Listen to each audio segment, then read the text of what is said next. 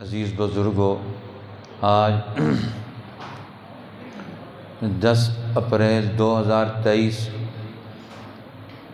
19 رمضان المبارک اور 20ویں رات میں ہم نے قرآن حکیم کا جو حصہ نماز تراویح میں سنا ہے، سورۃ المجادلہ، سورۃ الحشر، سورۃ الممتحنہ، سورۃ الصف، سورۃ الجمعہ، سورۃ المنافقون، سورۃ التغابن، سورۃ الطلاق، سورۃ التحریم 28ویں پارے میں سے، اور 29ویں پارے میں سورۃ الملک، سورۃ النون والقلم، سورۃ الحاقہ، سورۃ المعارج، سورہ نوح، سورۃ الجن، سورۃ المزمل، سورۃ المدثر، سورۃ القیامہ، سورۃ الدہر۔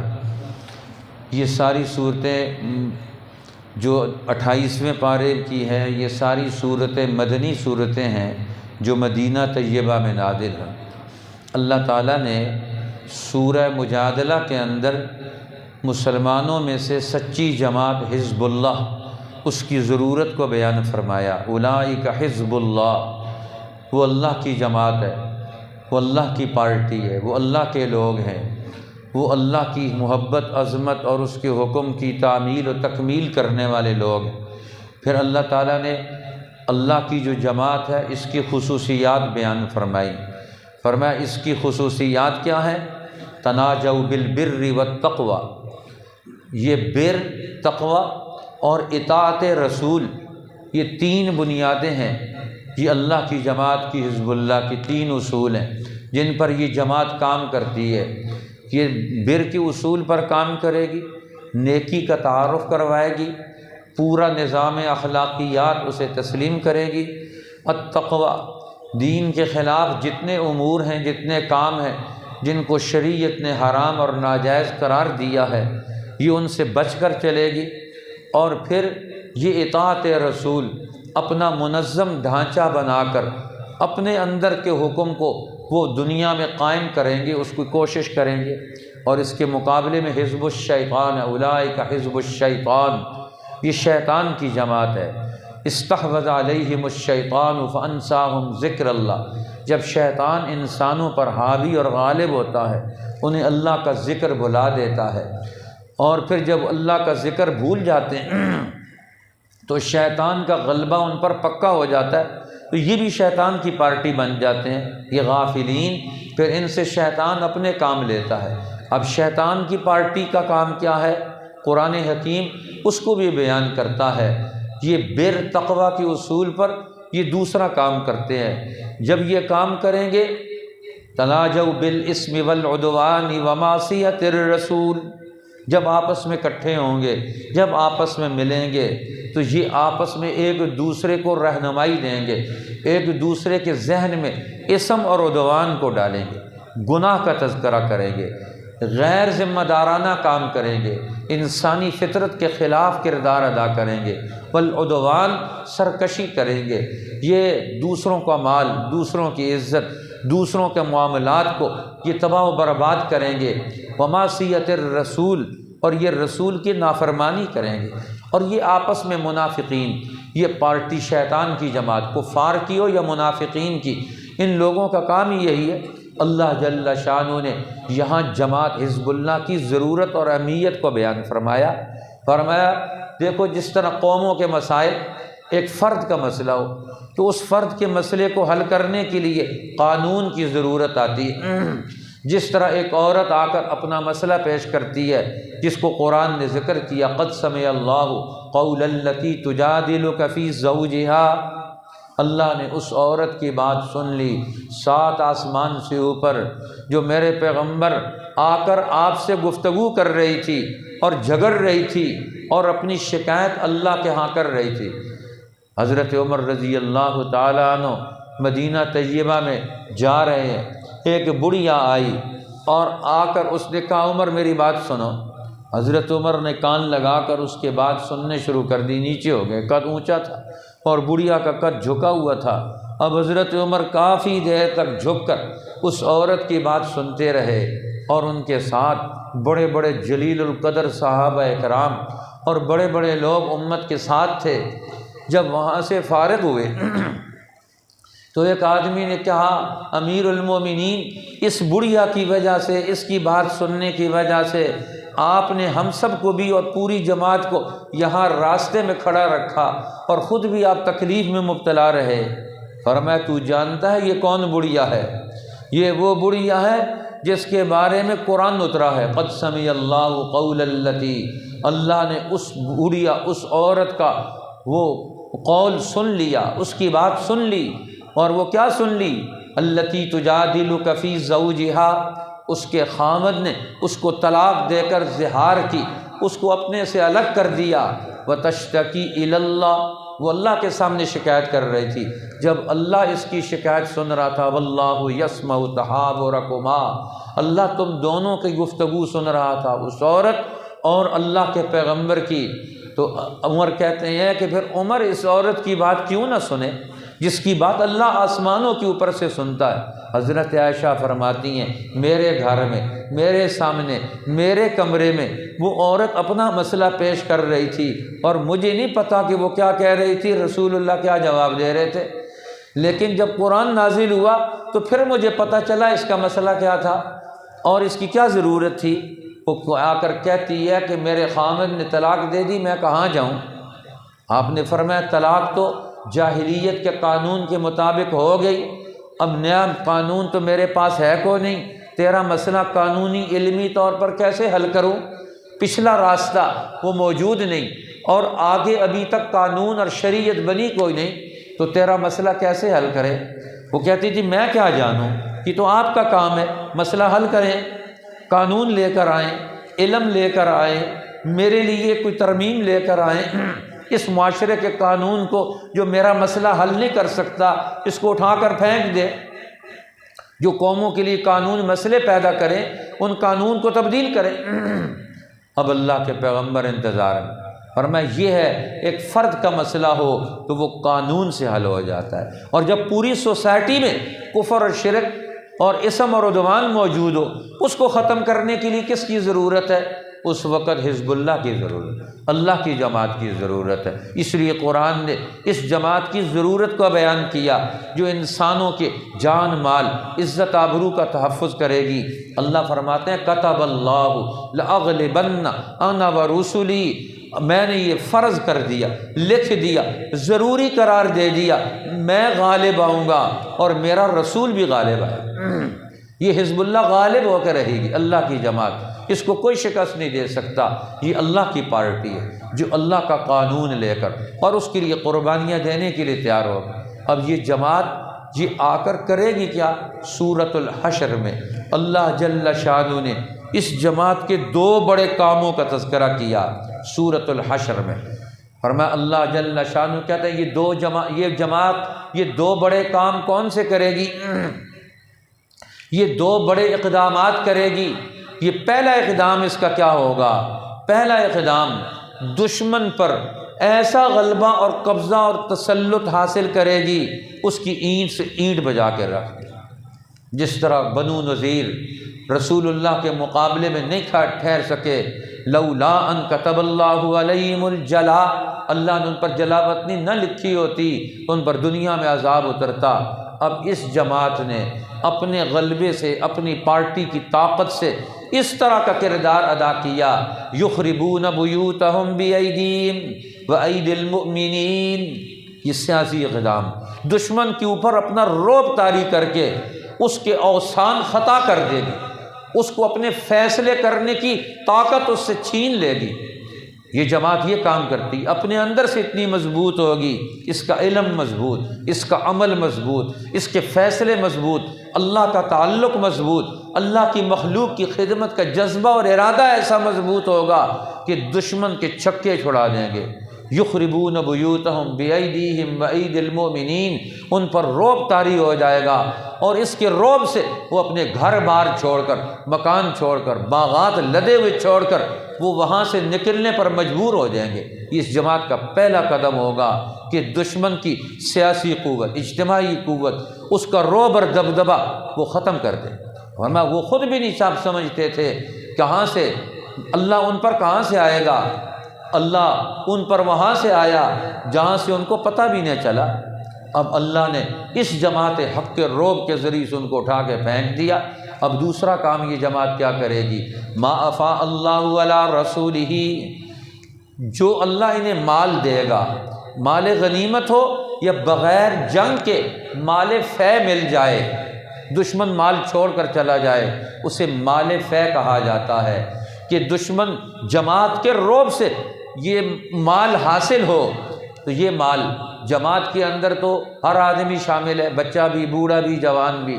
مال غنیمت ملتا ہے تو صرف مجاہدین جہاد کرتے قربانی دیتے ہیں، مال غنیمت ملتا ہے، لیکن رعب تو پوری جماعت کا ہوتا ہے، عورتوں کا بھی، مردوں کا بھی، بچوں کا بھی، بوڑھوں کا بھی، بیماروں کا بھی، سب کا ہوتا ہے۔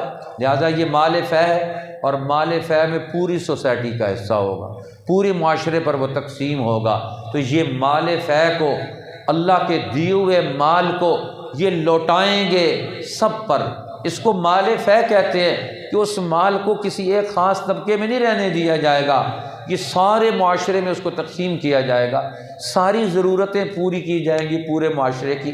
کَإْ لَا يَكُونَ دُولَةً بَيْنَ الْأَغْنِيَاءِ مِنْكُمْ، تاکہ یہ دولت چند لوگوں کے ہاتھوں میں نہ رہ جائے۔ معاشروں میں مسائل کب پیدا ہوتے ہیں؟ جب دولت پر قارونوں کا قبضہ ہو جائے، بڑے بڑے سردار، وڈیرے، ڈاکو، چور، لٹیرے وہ قوم کی دولت پر قبضہ کر کے بیٹھ جائیں اور قوم کے اندر دولت کو چلنے پھرنے نہ دیں، معاشرے کے اندر دولت کی سرکولیشن نہ ہو۔ جس طرح خون ایک جسم کے اندر ایک عضو میں جمع ہو جائے، جس میں جمع ہوگا اس کو بھی بیمار کرے گا، جس میں سے سارا نکل جائے گا وہاں فالج ہو جائے گا۔ دولت کی مثال بھی خون کیسی ہے، خون جسم کے اندر چلتا رہے، یہ خون ترقی کا، صحت کا ضامن ہے۔ دولت معاشرے کے اندر چلتی رہے، قرآن کہتا ہے کَإْ لَا يَكُونَ دُولَةً بَيْنَ الْأَغْنِيَاءِ مِنْكُمْ، یہ صرف مالداروں کے ہاتھوں میں نہ رہے، وہ اپنے آپ دولت کو گھماتے رہیں، سارے عوام کے اندر سے یہ دولت گھوم پھر کر جائے اور سب کو اس سے فائدہ پہنچے۔ ایسی پالیسیاں بنائیں، ایسا طریقہ کار رکھیں، اس کو مال فے کہا جاتا ہے کہ اس مال کو پوری قوم پر لوٹایا جائے، اس کے اندر اس کو پھیرا جائے تاکہ سب کا حصہ بن جائے۔ اس لیے اللہ جل شانہ نے پھر یہ اصول اور ضابطے بیان کر دیے، اور پھر اس صورت کریمہ میں سورۃ الحشر کا آخری رکوع فرمایا جس میں اللہ کی عظمت اور بڑائی ہے۔ دنیا کی ساری عظمتوں اور بڑائیوں کو اللہ کی عظمت اور بڑائی کے نیچے لا کر، تابع لا کر تم نے اس کا کردار ادا کرنا ہے، اور یہ کردار تمہیں کیسے ملے گا؟ یہ قرآن کی تاثیر سے آئے گا۔ اس جماعت کے اندر یہ عمل کہاں سے آیا؟ یہ قرآن کی ایمان اور اس کی فہم، اس کی سمجھ اور بصیرت، پیغمبر کی صحبت اور تربیت کا نتیجہ ہے۔ اس لیے اللہ فرماتے ہیں اگر تم دیکھو لو انزلنا ھذا القرآن علی جبل، اگر اس قرآن کو ہم پہاڑ پر اتارتے، لرأیتہ خاشعا متصدعا من خشیۃ اللہ، یہ پھٹ جاتا، یہ ٹکڑے ٹکڑے ہو جاتا اللہ کے خوف سے۔ عجیب بات ہے، قرآن انسانوں پر آیا اور انسانی معاشروں پر اس کا کوئی اثر ہی پیدا نہ ہو، یہ پہاڑوں پر اترتا تو ان کو پھاڑ دیتا، اللہ کا خوف ان پر لرزاں ہو جاتا۔ انسان وہ اللہ کے خوف اور عظمت کو اپنے دل و دماغ میں اس کی تاثیر کو پیدا کر کے اپنے عمل کو بدلنے کے لیے تیار نہیں۔ اس لیے اس رکوع کے آخر میں اللہ کا اس کے صفاتی ناموں کے ساتھ پورا تعارف ہے۔ فرمایا رسول اللہ صلی اللہ علیہ وسلم نے جو مسلمان سورۃ الحشر کی یہ آیات صبح کو پڑھتا ہے، شام تک 70,000 فرشتے اس کے لیے دعائے مغفرت کرتے ہیں۔ جو شام کو پڑھتا ہے صبح تک 70,000 فرشتے اس کے لیے دعائے مغفرت کرتے ہیں۔ پھر اللہ تعالیٰ نے سورہ ممتحنہ میں راز کا اصول، دشمن سے دشمنی کرنا اور غیر دشمن سے دشمنی نہ کرنا، اس کا اصول سمجھا دیا۔ اپنے راز کو، اپنی حکمت عملی کو راز بنا کر رکھو جب تک تم اس کا عملی جامہ نہ پہنا لو، اور دشمن کو دشمن سمجھو، دشمن سے دوستی مت لگاؤ، اس لیے دشمن تک اپنی بات مت پہنچنے دو۔ ایسی دوستی جس سے تمہارے ذریعے سے، دوستی کے ذریعے سے تمہاری بات دشمن تک پہنچ جائے، یہ تو دین کا نقصان ہے۔ لا تتخذوا عدوی وعدوکم اولیاء، میرے دشمن کو اور اپنے دشمن کو دوست مت بناؤ، وہ تمہارے ساتھ دوستی لگا کر تمہاری رائے لے کر تمہیں شکست دینے کے لیے اپنا منصوبہ تیار کر لے گا۔ اس لیے دشمن سے موالات، ایسا تعلق جس تعلق کے نتیجے میں دین کو، قوم کو، وطن کو، انسانیت کو نقصان پہنچے، قرآن نے اسے حرام قرار دے دیا۔ آج دنیا کے مسلمان جانتے ہی نہیں کس دنیا کے ظالم، کافر اور باطل قوت سے تعلق کے نتیجے میں ہمارے دین کو، ہمارے وطن کو، ہمارے عوام کو نقصان پہنچے گا۔ قرآن اس کو ترک موالات کا حکم دیتا ہے، فرمایا ان ظالموں سے الگ ہو جاؤ، ان سے دوستی مت پالو۔ تسرون الیہم بالمودہ، تم ان کے ساتھ چھپ کر مودت کا اعلان کرتے ہو، اور وہ تمہارے مقابلے میں تمہیں شکست دینے کے لیے، مسلمانوں کو تباہ کرنے کے لیے، تمہارے نبی پر الزام تراشیاں کرنے کے لیے، قرآن کے قانون کو توڑنے کے لیے وہ ہر ممکن کوشش کرتے ہیں۔ پھر قرآن نے سمجھایا ہر کافر تمہارا دشمن نہیں ہے۔ دشمن کون سا کافر ہے اس کا تعین خود قرآن نے کر دیا، اور میں دشمن کافر کون سا ہے جس کی یہ 3 خصوصیات ہیں، اور وہ کافر دشمن نہیں ہے جس کے اندر یہ 3 باتیں نہ ہوں۔ لا ینہاکم اللہ عن الذین لم یقاتلوکم فی الدین ولم یخرجوکم من دیارکم وظاہروا علی اخراجکم ان تولوہم۔ فرمایا اللہ تعالیٰ تمہیں منع نہیں کرتا ان کافروں سے جنہوں نے تمہارے ساتھ دین کے نظام کو توڑنے میں جنگ نے کی۔ لم یقاتلوکم فی الدین ولم یخرجوکم من دیارکم، اور تمہارے گھروں سے انہوں نے تمہیں نکالا نہیں۔ وظاہروا علی اخراجکم، اور تمہارے نکالنے میں آنے والے اس دشمن کا تعاون بھی نہیں کیا۔ فرمایا اللہ تمہیں منع نہیں کرتا ان تبروہم، ان سے نیکی کرو، احسان کرو، سلوک کرو۔ فرمایا ان سے سلوک کرنے سے منع نہیں کیا، منع کس سے کیا؟ انما ینہاکم اللہ عن الذین قاتلوکم فی الدین، جو دین میں تمہارے ساتھ جنگ کرتے ہیں، تمہارے نظام کو انہوں نے توڑ دیا، تمہارے گھروں سے تمہیں نکال دیا، اور تمہارے مقابلے میں وہ ہر قسم کا تعاون تمہارے دشمنوں سے کرتے ہیں۔ واللہ تمہیں ان سے منع کرتا ہے ان تبروہم وتقسطوا الیہم، ان سے تم معاملات کرو، تمہارے لیے یہ غلط اور ناجائز ہے، اس لیے دشمن کا تعین کر دی۔ آج دنیا میں مسلمان ہر کافر کو اپنا دشمن سمجھتے ہیں۔ اب ہندوستان میں مسلمانوں کے نظام کو توڑنے والے انگریز، ان کو گھروں سے نکالنے کی حکمت عملی بنانے والے انگریز، ان کی نظام کو تباہ کرنے والے انگریز، اور دنیا میں مسلمان دشمن کس کو سمجھتے ہیں؟ ہندو کو، سکھ کو، پارسی کو، غیر مسلم دوسروں کو، جو ہماری طرح وہ بھی لوٹے جاتے ہیں، پریشان کیے جاتے ہیں، ان کو بھی غلام بنایا جاتا ہے، ان کو تو دشمن سمجھا جاتا ہے، ان کے خلاف نفرت بڑھی جاتی ہے۔ قرآن کہتا ہے یہ تو تمہارے دشمن نہیں، یہ تو تمہارا میدان دعوت ہے، ان کو تو تم نے دعوت دینی ہے۔ دشمن تو وہ سرکش شیطان ہے، تم ان سے دشمنی کرو، ان کا مقابلہ کرو، تم اپنے میدان دعوت کو، جن کو تم نے دعوت دینی ہے، ان کو برباد کر رہے ہو، ان سے کیوں نفرت کرتے ہو؟ اللہ کے نبی عوام سے نفرت نہیں کرتے، ہر علاقے کے عوام وہ تو میدان دعوت ہوتے ہیں، وہ تو دین کے لیے میدان ہے دعوت کا، ان کو ہم نے دین سمجھانا ہے، اور جو ان کو بھی اور دین کو بھی تباہ کرنے والے سرکش شیطان فرعون، قارون، نمرود ہے، اصل تو وہ دشمن ہے، تم ان کا مقابلہ کرو، ان سے نفرت رکھو۔ اس لیے اللہ تعالیٰ نے فرمایا میرے پیغمبر اب ایمان والوں کو بیعت لے کر منظم کر کے کہ دین کے خلاف کوئی کام نہیں کریں گے۔ اب عورتوں سے بیعت لیں، اس بیعت میں مردوں سے بھی بیعت ہے۔ یا ایھا النبی اذا جاءک المؤمنات، جب ایمان والی عورتیں آپ کے پاس آئیں، یبایعنک، آپ ان سے بیعت لیں، یعنی معاہدہ کریں، معاہدہ کریں ان سے، کس بات کا؟ شرک نہیں کریں گے، زنا نہیں کریں گے، قتل نہیں کریں گے، تہمت نہیں لگائیں گے، الزام تراشی نہیں کریں گے، دین کے معاملات میں نبی کی مخالفت نہیں کریں گے۔ فبایعہن، انہیں بیعت کریں، واستغفر لہن اللہ، اور ان کے لیے بخشش مانگے۔ یہ بیعت ایمان ہے، یہ بیعت سلوک ہے، یہ بیعت استقامت ہے، اور ایک بیعت سیاست ہے جس سے خلافت کا نظام قائم ہوتا ہے، ایک بیعت جہاد ہے جس سے دنیا میں آگے جہاد عملاً نظام جنگ لڑی جاتی ہے۔ اب وہ بھی جہاد، وہ بھی بیعت ہے جو ہمارے ہاں اس وقت اولیاء اللہ بیعت کرتے ہیں لوگوں کو۔ یہ بیعت سلوک اور بیعت استقامت ہے کہ ہم دین پر پورے طریقے سے عمل کریں گے۔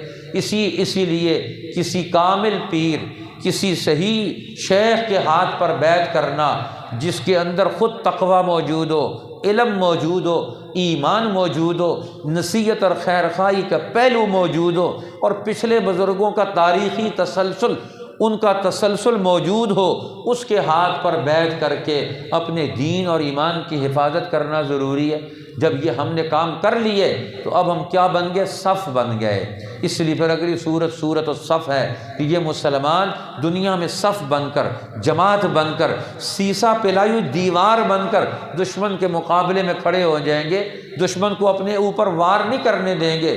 فرمایا ان اللہ یحب الذین یقاتلون فی سبیلہ صفا کانہم بنیان مرصوص۔ یہ سیسا پلائی ہوئی دیوار بن جائے۔ اب سیسا پلائی ہوئی دیوار، مضبوط دیوار وہ کب بنیں گے؟ جب ان کا ایمان مضبوط ہوگا، جب ان کا ذہن اور علم مضبوط ہوگا، جب وہ پیغمبر سے دین سیکھ کر اس پر عمل کا پورا جذبہ رکھیں گے تو یہ جماعت بن جائیں گے، مضبوط جماعت۔ پھر اللہ تعالیٰ نے فرمایا سورۃ الجمعہ میں، فرمایا یہ جماعت ایک آج موجود ہے اور یہ جماعت قیامت تک بھی چلتی رہے گی۔ وآخرین منہم لما یلحقوا بہم، آج عرب قوم یہ جماعت ہے، آنے والے دنوں میں اجمی قوموں کے اندر سے جماعتیں اٹھیں گی جو دین کی خدمات سر انجام دیں گی۔ اب یہ چاروں سلسلوں کے بزرگ، اولیاء اللہ، قادری، نقشبندی، چشتی، سروردی، یہ اجمی قوموں سے ہیں۔ یہ سیاہ ستہ کے سارے مصنفین جنہوں نے حدیث کی کتابیں لکھ کر جمع کر کے امت کے لیے علم حدیث کو مرتب کیا، یہ سارے اجمی قوموں سے ہیں، عربی نہیں ہے۔ امام بخاری بخارا، امام مسلم نیشاپور کے، امام محمد ابن عیسیٰ ترمذ کے، امام ابو داود سلیمان ابن اشعث سجستانی سجستان کے، امام احمد ابن شعیب النسائی نسا کے، امام مالک صرف وہ ہیں، وہ بھی یمن کے رہنے والے، ساری زندگی وہاں گزاری، موطا لکھی۔ اسی طرح امام محمد ابن ماجہ القزوینی، وہ اسی وسط ایشیا کے علاقوں کے، یہ سارے بڑے بڑے محدثین، یہ سارے محدثین جتنے ہیں یہ سارے اجمی قوموں سے جنہوں نے دین کی خدمت کا فریضہ سر انجام دیا۔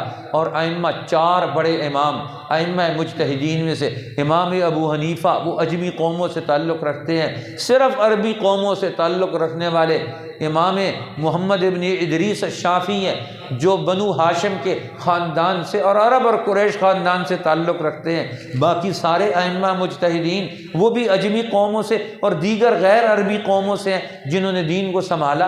قرآن حکیم سمجھاتا ہے سورہ جمعہ میں، یہ دونوں جماعتیں، عرب بھی اور عجم بھی، جب دین کی خدمت کریں گے اللہ کی نگاہ میں ایک مرتبہ حاصل کریں گے۔ اور جو قرآن کے آنے کے بعد قرآن کے تقاضے پورے نہ کریں تو قرآن ان کی مثال یہود کی دیتا ہے، اور یہود کو مثال دیتا ہے مثل الذین حملوا التوراۃ ثم لم يحملوها كمثل الحمار، جن کو اللہ کہتا ہے ہم نے کتاب دی تورات جیسی، اور تورات کے تقاضے انہوں نے پورے نہیں کیے، اس کو اٹھایا نہیں، ذمہ داریاں اس کی لی نہیں۔ فرمایا ان کی مثال ایسے ہے جس طرح گدھے پر کتابیں لا دی جائے۔ آپ گدھے پر ڈاکٹری کی کتابیں لا دیں، گدھا ڈاکٹر نہیں بنتا۔ گدھے پر انجینئرنگ کی بک لاد دیں تو گدھا انجینئر نہیں بنتا۔ گدھے پر حدیث کی ساری کتابیں لاد دیں وہ محدث نہیں بنے گا۔ گدھے پر آپ تفسیر کی حدیث کی کتابیں لاد دیں وہ محدث نہیں بنے گا۔ تو گدھا تو کچھ بھی نہیں بنے گا، کتابیں اوپر ہیں اور اندر کچھ بھی نہیں اس کے۔ آج یہی حال ہو گیا ہمارا، کتابیں ہماری کتابوں الماریوں میں ہیں یا ہمارے سروں کے اوپر ہیں، ہمارے دل کے اندر کوئی کتاب نہیں۔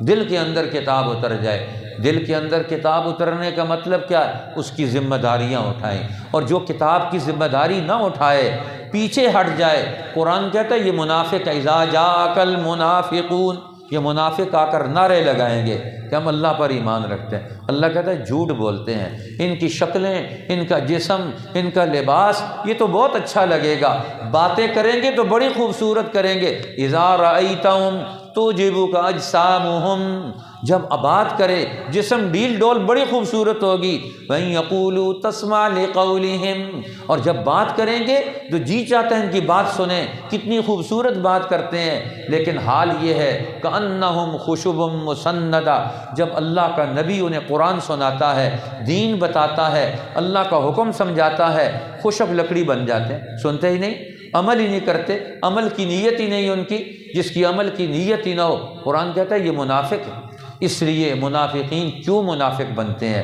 اس لیے ان کے دل میں اللہ کی محبت ختم ہو، مال کی محبت، دنیا کی محبت، یہ انسان کو اللہ سے، دین سے کاٹ دیتی ہے۔ لا تلہکم اموالکم ولا اولادکم عن ذکر اللہ، تمہیں تمہارے مال، تمہاری اولاد یہ اللہ کے ذکر سے غافل مت بنائے۔ اس لیے منافقت سے نکلنا چاہتے ہو، پھر سورہ تغابن میں اس کا راستہ بتایا، آمنوا باللہ ورسولہ والنور الذی انزلنا، جو نور ہم نے اتارا ہے اللہ پر ایمان لاؤ، اور جس نور کو ہم نے اتارا ہے قرآن، اس نور پر ایمان لے کر آؤ، دیکھو پھر اس کے مطابق عمل پیدا کرو، اللہ تمہاری دنیا بھی بنائے گا، تمہاری آخرت بھی بنائے گا۔ اب فرمایا صرف اپنے تک یہ چیزیں محدود نہیں رکھنی ہے، اس کو اپنے گھروں میں بھی لے کر جانا ہے۔ سورہ طلاق میں اللہ نے فرمایا وہ تمہاری عورتیں، تمہاری بیویاں جو تمہارے اس مشن میں تمہارے ساتھ تعاون نہ کریں، تمہارے مقابلے میں کھڑی ہو جائیں، فرمایا ان کی پرواہ مت کرو، ان کو چھوڑ دو، بے شک یا ان کی بات مت مانو، ان کو اپنے دائرے میں محدود کر دو۔ اذا طلقتم النساء فطلقوهن لعدتهن، ان کو جدا بھی کرنا ہو تو جدائی کی اصول بیان کی اس قرآن نے، ویسے نہیں چھوڑ دینا۔ اور فرمایا اگر تم ان کو جدا کر دو گے اور دین حق تمہارے لیے اصول متعین کر دیتا ہے، ان اصولوں کے مطابق مرد اور عورتیں اگر چلنا شروع ہوں گے، تقوی کی زندگی اختیار کریں گے، تو اللہ تعالیٰ نے یہ 4-5 تقوی کے فوائد اس صورت طلاق کے اندر بیان فرمائے۔ من یتق اللہ یجعل لہ مخرجا، جو اللہ سے ڈر کر تقوی کی بنیاد پر زندگی بسر کرے گا، اللہ اس کے لیے ہر مشکل سے آسانی پیدا کرے گا۔ ومن یتق اللہ یعظم لہ اجرا، جو اللہ سے ڈر کر زندگی بسر کرے گا اللہ ہر کام کا اجر بڑھا کر اسے دے گا۔ من یتق اللہ یکفر عنہ سیئاتہ ویعظم لہ اجرا، اللہ اس کے گناہوں کو گرا دے گا، ختم کر دے گا۔ اس لیے فرمایا سورۃ التحریم کے اندر، اے ایمان والو اب اپنے اور اپنے گھر والوں کی ذمہ داری سنبھالو، انفسکم واہلیکم نارا، اپنے آپ کو، اپنے گھر والوں کو جہنم کی آگ سے بچاؤ۔ جہنم کی آگ سے بچانے کا مطلب کیا ہے؟ جہنم کی آگ دین کے فرائض اور واجبات چھوڑنے پر آتی ہے، لہٰذا کسی کو اپنے گھر میں سے فرض اور واجبات مت چھوڑنے دو، ان کو دین کے فرائض اور واجبات پر کھڑا کرو، پورے معاشرے کو، پہلے اپنے خاندان کو، اپنے گھر والوں کو، تاکہ ان کے اندر تمہاری ذمہ داریاں پوری ہوں۔ اللہ نے پھر 2 مثالیں بیان کی، حضرت نوح اور حضرت لوط کی بیویاں۔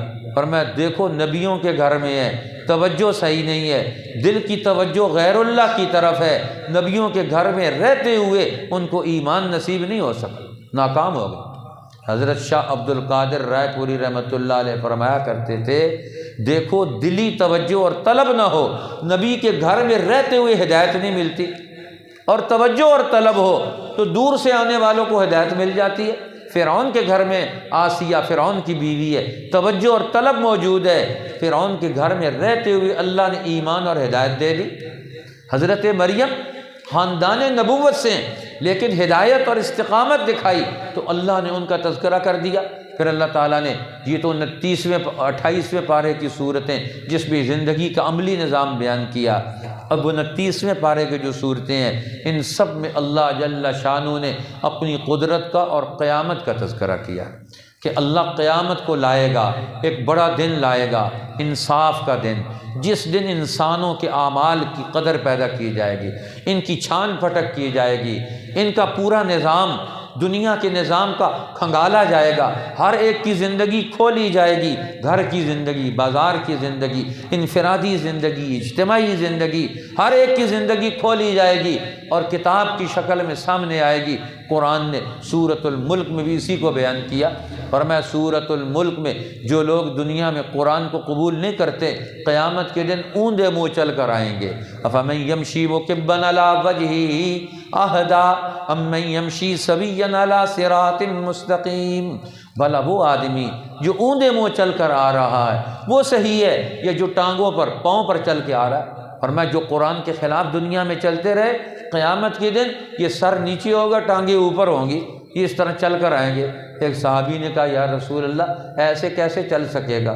فرمایا جو اللہ ٹانگوں پر چلانے پر قادر ہے وہ سر پر چلانے پر بھی قادر ہے، اس دن ٹانگوں سے یہ طاقت چھین لے گا، اس دن سر کے اندر طاقت ڈال دے گا۔ یہ الٹے چل کر آئیں، پتہ چلے یہ دنیا میں قرآن کے خلاف چلتے تھے، یہ دین کے خلاف چلتے تھے، یہ نبیوں کے خلاف چلتے تھے، یہ سارے حزب مخالف اپوزیشن پارٹیاں یہ الٹی ہوں گی قیامت کے دن۔ یہ انبیاء، یہ اللہ کے نمائندہ اور ان کی جتنے اپوزیشن مخالفت کرنے والے، مقابلے میں رہنے والے، سارے الٹے ہوں گے۔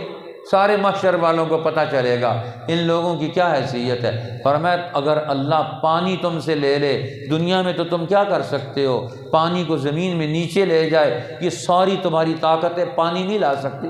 یہ اللہ کی کتنی نعمتیں استعمال کر کے تم اسے بھول جاتے ہو۔ پھر سورہ نون والقلم میں اللہ جل شانہ نے علم کی، قرآن کی، اخلاق کی، رسول اللہ کی ذات پاک کی اہمیت اور عظمت کو بیان کر کے فرمایا عملی زندگی کو اختیار کرو، قرآن کے عملی نظام کا مقابلہ مت کرو۔ ان هو الا ذکر للعالمین، اللہ کہتے ہیں یہ قرآن جہان والوں کے لیے ذکر بن کر آیا، نصیحت بن کر آیا۔ سورۃ الحاقہ میں فرمایا وہ حق بات، وہ سچا واقعہ، قیامت کا رونما ہونا، انصاف کا قائم ہونا، اعمال کی جزا اور سزا یہ ہو کر رہے گی۔ کیوں کہ کائنات کا ایک مرکزی نظام ہے، عرش کے اٹھانے والے فرشتے اس دن آئیں گے، کائنات کا یہ مرکزی نظام کام کر رہا ہے، وہ تمہیں دیکھ رہا ہے، تم اس کی نگرانی میں ہو۔ وہ دن آ رہا ہے جس دن یہ عرش کے فرشتے یحمل عرش ربک فوقہم یومئذ ثمانیہ، اللہ کے عرش کو اٹھا کے 8 فرشتے سامنے آئیں گے۔ اب عرش کا نظام یہ کھل جائے گا، یہ پوری کائنات پر حاوی ہے اور سب کی نگرانی کر رہا ہے۔ پھر اللہ تعالیٰ نے فرمایا سورۃ المعارج میں یہ سب لوگ درجوں پر چڑھتے ہوئے آگے بڑھیں گے، اور وہ 50,000 سال کا دن آئے گا جس دن میں انسان اس کو کوئی کام نہیں آئے گا، اس کو اندر کی قوت کام دے گی۔ اور اندر کی قوت کون سی ہے؟ اللہ کی محبت۔ اندر کی قوت کون سی ہے؟ ایمان، اللہ کا تعلق۔ اندر کی قوت کون سی ہے؟ قرآن کا علم اور فہم، اس کی سمجھ اور بصیرت، یہ اندر کی قوت ہے۔ اپنے اندر آج قوتیں پیدا کرو، اس دن تمہیں اور باہر والی قوتیں نہیں کام آئیں گی۔ نہ باپ کام آئے گا، نہ بیٹا کام آئے گا، نہ بھائی کام آئے گا، مال و دولت تو پہلے ہی دنیا میں رہ جائیں گے، یہ نیست و نابود ختم ہو جائیں گے۔ اس لیے اللہ فرماتا ہے سورہ نوح کے اندر بھی نوح علیہ السلام نے کس انداز سے قوم کو سمجھایا۔ اس لیے عذاب آنے سے پہلے اللہ نبیوں کو بھیجتے ہیں کہ عذاب پہلے نہیں بھیجتے، پہلے نصیحت کرتے، پہلے سمجھاتے ہیں، پہلے ان کو علم دیتے ہیں، پہلے ان کو فہم دیتے ہیں۔ جب نہیں سمجھتے، جان بوجھ کر غلط کام کرتے ہیں، پھر ان پر عذاب آتا ہے۔ فرمایا اب عذاب تمہاری وجہ سے آئے گا، تمہارے کرتوتوں سے آئے گا، تمہاری سزا آئے گی۔ اور فرمایا دیکھو سزا سے بچنے والے لوگ بھی ہیں، جنوں کو دیکھ لو کہ انہوں نے دور سے قرآن رسول اللہ ان کو نہیں سنا رہے تھے، انہوں نے چلتے چلتے قرآن سن لیا، نجات پا گئے۔ جو قرآن سنے گا، سمجھے گا، عمل کرے گا، وہ نجات پا جائے گا۔ اس لیے فرمایا میرے پیغمبر آپ اپنی ڈیوٹی سر انجام دیتے چلے جائیں۔ یا ایھا المزمل، اے کملی میں لپٹنے والے، مزمل جماعت بنانے والے، ضمیل بنانے والے، قرآن کے ذہن پر لوگوں کے ذہن کو تیار کرنے والے، آپ اپنے ماحول اور معاشرہ بنا کر ان انسانوں کو ان خرابیوں سے نکال کر اللہ کے سامنے کھڑا کرنے والا بنا دے۔ ان ربک یعلم انک تقوم ادنی، تیرا رب جانتا ہے کہ آپ کھڑے ہو گئے قرآن کے ساتھ، تو اب یہ قرآن کے ساتھ کھڑے ہونے والی جماعت پیدا ہونا ضروری، جو قرآن کو لے کر خود پہلے اپنے آپ کو اس کے ساتھ جوڑ دے، راتوں کو کھڑے ہو کر قرآن پڑھیں، اور پھر انسانوں کو یہ قرآن سمجھائیں۔ اور انسانوں کو قرآن سمجھانے کا مطلب کیا ہے؟ سورۃ المدثر میں قرآن کے اخلاق کا تذکرہ کیا، ان میں اللہ کی بڑائی پیدا ہو اور باطل سے نفرت پیدا ہو، ہر گناہ اور ہر بے حیائی سے نفرت پیدا ہو، ہر گندگی اور نجاست سے نفرت پیدا ہو، اور ہر دنیا پرست شیطان سرداروں اور وڈیروں سے نکل کر ایک اللہ کے قانون کو مان لیں۔ اور فرمایا وہ جنت میں جانے والے بنے، جہنم سے بچنے والے بنے، تقوی اور مغفرت کو حاصل کر لیں۔ جب یہ چیزیں آ جائیں گی پھر انسان کی قیمت ہے۔ انسان کی قیمت کس چیز کا نام ہے؟ سورۃ القیامہ میں نفس لوامہ کو بیان فرمایا۔ انسان کا جو نفس جو اسے برائی پر ملامت کرتا ہے، یہ نفس بھی قیمتی ہے۔ اللہ اس کی بھی قسم اٹھاتے ہیں، لا اقسم بیوم القیامہ، قسم ہے قیامت کے دن کی۔ اور قیامت کے دن کیا ہوگا؟ انسانی نفوس کو تولا جائے گا، پرکھا جائے گا، کھنگالا جائے گا۔ ولا اقسم بالنفس اللوامہ، قسم ہے نفس لوامہ کی۔ اب یہ نفس لوامہ کیا؟ یہ انسان کی فطرت کا یہ عکاس ہے۔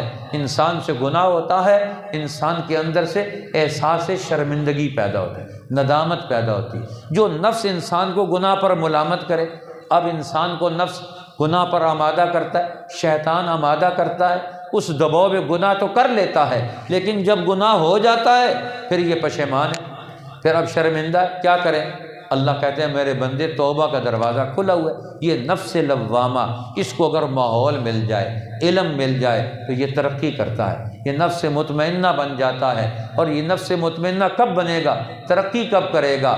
لا تحرک بہ لسانک لتعجل بہ، فرمایا پھر تمہیں قرآن کے لیے اپنے آپ کو تیار کرنا پڑے گا، یہ قرآن کے لیے اپنے سینے کو کھولنا پڑے گا، پھر اللہ کے قرآن کے بیان کو اپنی زندگی کا حصہ بنانا پڑے گا، پھر تمہاری زندگی کا یہ سفر شروع ہوگا۔ اور فرمایا پھر جب سفر شروع ہوگا تو سورۃ الدہر، اس سورت کا دوسرا نام سورۃ الانسان بھی ہے، کہ انسان کن مراحل سے ترقی کرتا ہے۔ کبھی انسان کچھ بھی نہیں تھا، اللہ تعالی الانسان حین من الدہر لم یکن شیئا مذکورا، انسان پر وہ دور بھی آیا یہ دنیا میں کچھ بھی نہیں تھا، اس کا ذکر کیا جاتا، یہ کائنات میں بکھرا ہوا تھا، پھر اللہ نے اس کو ذرے ذرے سے جمع کر کے امشاج نطفۃ امشاج نبتلی، پھر انسان نے غلہ اناج کھایا، غذا کھائی، خون بنا، خون سے مادہ بنا، اس مادے سے اللہ نے شکم مادر میں سے پہنچایا، اب یہاں سے انسان بنا۔ فجعلناہ سمیعا بصیرا، اس کو آنکھیں دی اللہ نے، کان دیے، دل و دماغ دیا، اب جب چلنا شروع کرتا ہے کہتا ہے کون اللہ، کون نبی، کون قرآن، کون کتاب، کون سا دین، اب یہ اکڑتا ہے، اب یہ اپنے پر پھیلاتا ہے، اب یہ اپنی طاقتوں کا اظہار کرتا ہے۔ اللہ کہتے ہیں جو طاقت دے سکتا ہوں طاقت چھین بھی سکتا ہوں۔ انسان کو ناشکرہ نہیں ہونا چاہیے، شکر گزار بندہ بننا چاہیے، اللہ کی محبت پر، اللہ کے نام پر غریبوں کو، یتیموں کو، غلاموں کو وہ مال دینے والا، یطعمون الطعام علی حبہ مسکینا و یتیما و اسیرا، اللہ کی محبت پر یہ اللہ کا دیا ہوا مال خرچ کرتے ہیں، یتیم کو بھی دیتے ہیں، غلام کو بھی دیتے ہیں، اسیر قیدیوں کو پر بھی خرچ کرتے ہیں، ان کو بھی مسائل سے چھٹکارا دلانے کے لیے اپنے مال کا استعمال کرتے ہیں۔ اللہ فرماتے ہیں میرے بندے اب اگر تو اس پورے دھیان کے ساتھ میرے پاس آئے گا، کان سعیکم مشکورا، تمہارے ہر کام کی میں قدر کروں گا، تمہارے ہر کام کا تمہیں اجر اور ثواب عطا کروں گا۔ اللہ ہمیں اپنے کاموں کو سعی مشکور بنانے کی توفیق عطا فرمائے، تاکہ اللہ کے ہاں ہمارے کاموں کی قدر پیدا ہو اور ہماری دنیا بھی بنے اور آخرت بھی۔ اللہم لک الحمد، اللہم اغفر لنا۔